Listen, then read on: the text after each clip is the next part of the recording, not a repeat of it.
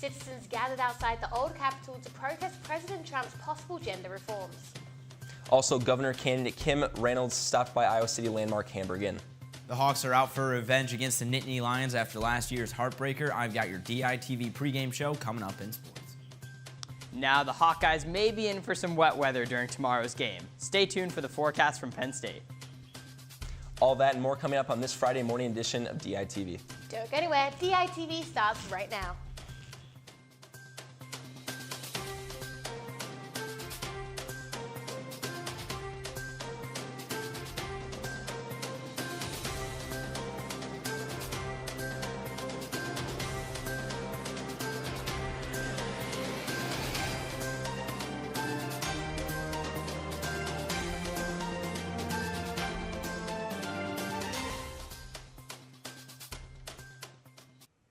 Good morning and thank you for tuning in to this Friday, October 26th edition of DITV. I'm John Chenoweth. And I'm Jahisha Thomas.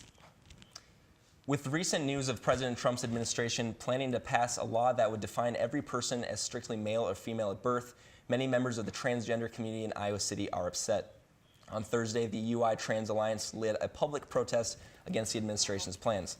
The protest consisted of community members sharing their stories and calling for action against the proposal. After the protest, many members of the crowd headed to the IMU to register to vote. The university has several different programs that support the transgender community, so the passing of this proposal could affect the ways those programs operate. Protest organizer Kyla Peterson shared her plans for the future after the interview. I'm very focused on getting some legislation through that will help trans and non-binary people. For example, the anti-hate crime laws. We need to put gender identity into the state anti-hate crime laws. And then Minnesota and Arkansas, they already have their gender-neutral term on their IDs. We can do that in Iowa. Diplomatic Dining, the Hamburg Inn located on Lynn Street in Iowa City, has played host to famous politicians for decades. Presidents like Ronald Reagan, Bill Clinton, and Barack Obama have all made their way through the quaint 50s time capsule while campaigning. And in the midst of a gubernatorial election, Governor Kim Reynolds stopped by for a meet and greet yesterday afternoon. And despite strong support inside the restaurant, protesters could be seen across the street.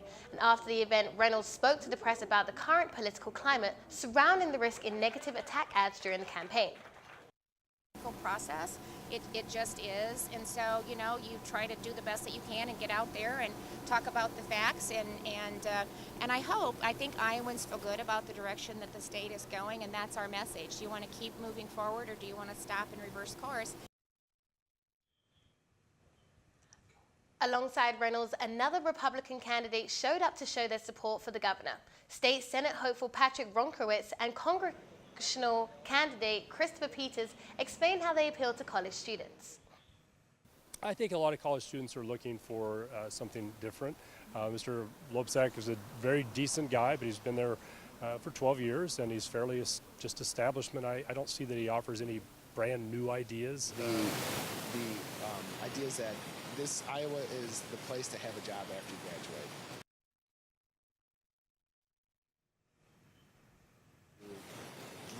Skill to get a job, and I think that Governor Reynolds is really pushing policies that help those students right when they graduate. There's a job available for them in the field that they study.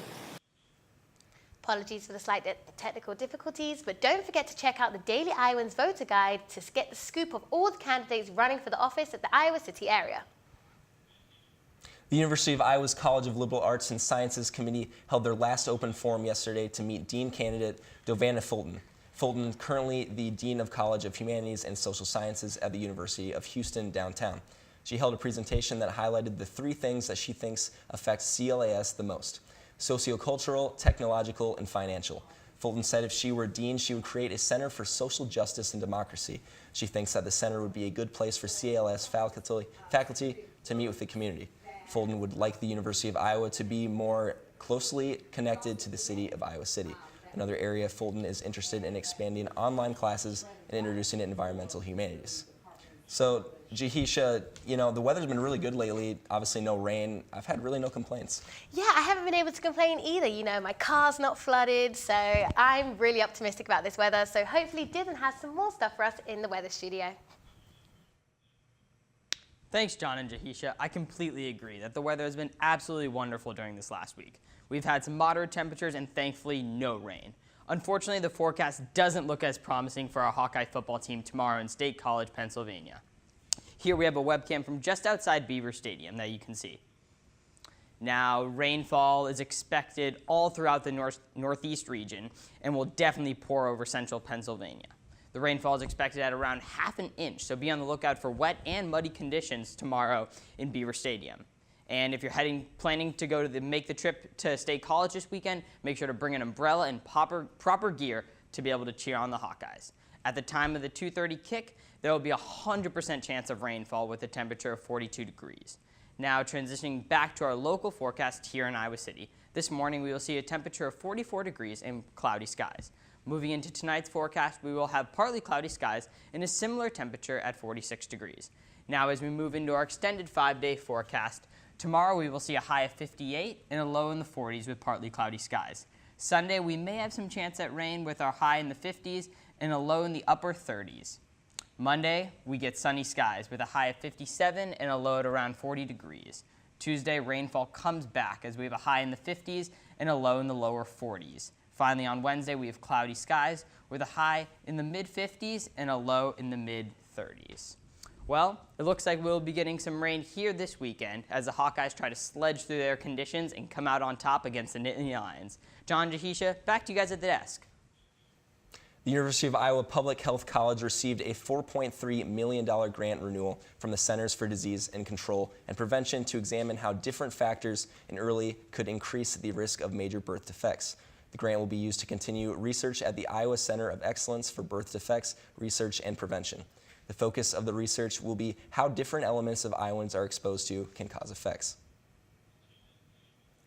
Iowa City has got a taste of Hollywood recently. University graduate Joe Clark's upcoming movie Spiral was previewed at the Sycamore Mall Theatre this week, with a second showing happening on October 29th.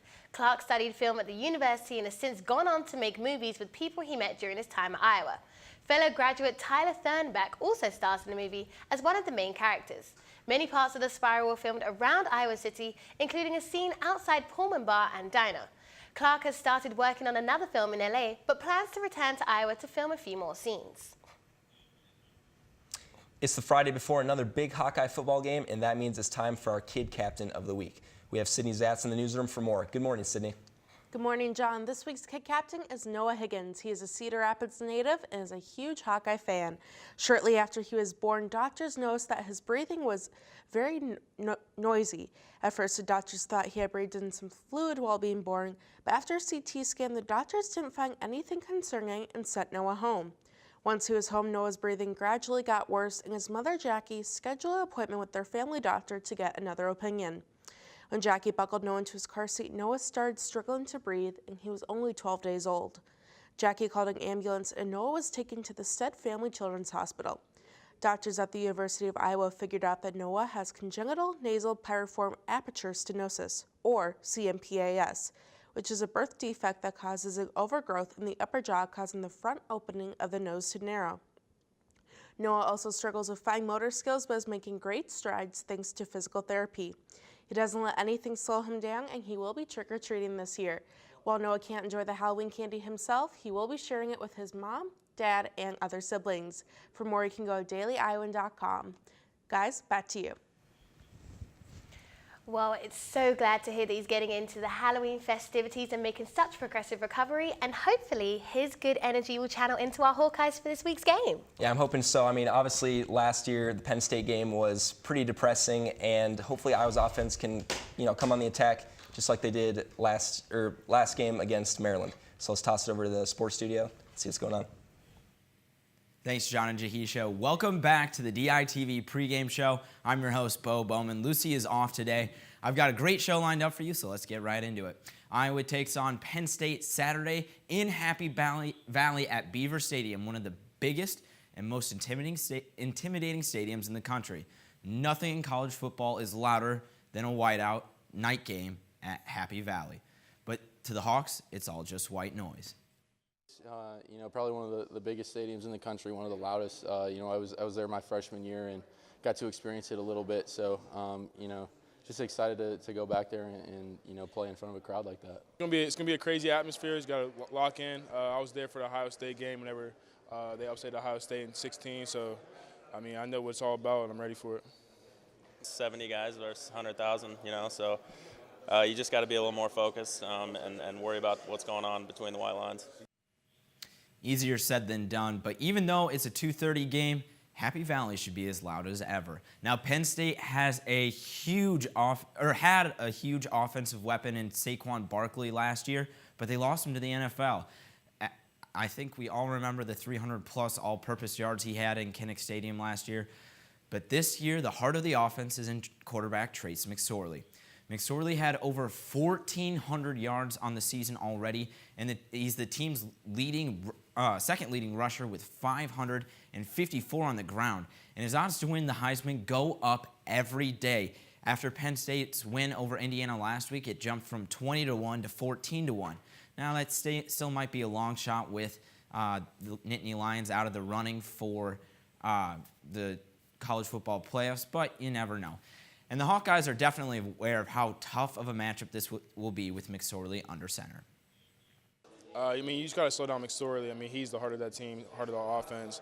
So, I mean, we're just going to try to focus on slowing him down, try to do the best as we can on the passing game, and be able to stop the run like we've been doing the past couple weeks. A lot of physical talents, but, you know, he's the heart and soul of their team. You know, he's the competitive force that kind of drives them. So, you know, obviously, anytime as a competitor, you know, you love going up against guys who are equally as competitive, you know, good players. So, you know, we're looking forward to a challenge this week. I think their quarterback is a big aspect of their offense. They got good wide receivers, a good running back. You know, they keep you on your toes all the time. So you just gotta, you know, go out, do your assignment, and hope to win. Yeah. The Hawks are definitely looking to pitch another shutout this week to keep McSorley from doing his home run celebration. So the Penn State mascot is a Nittany Lion. But what actually is a Nittany Lion? It's called that because of the knitted scarf on their mascot wears. It was actually created by a senior at the school in 1907. Joe Mason was frustrated that his school didn't have a mascot, so he came up with the Nittany Lion, named after Mount Nittany, the lone mountain that sits right next to Penn State University. A little etymology here for you. The word Nittany is a Native American word that means single mountain, and because of that, Penn State only has one single stuffed and mounted Nittany Lion on campus. Pretty cool, huh?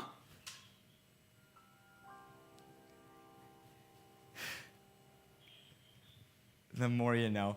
All right, quickly before we go, we'll do predictions. Now, this may seem like a long shot here, so stick with me.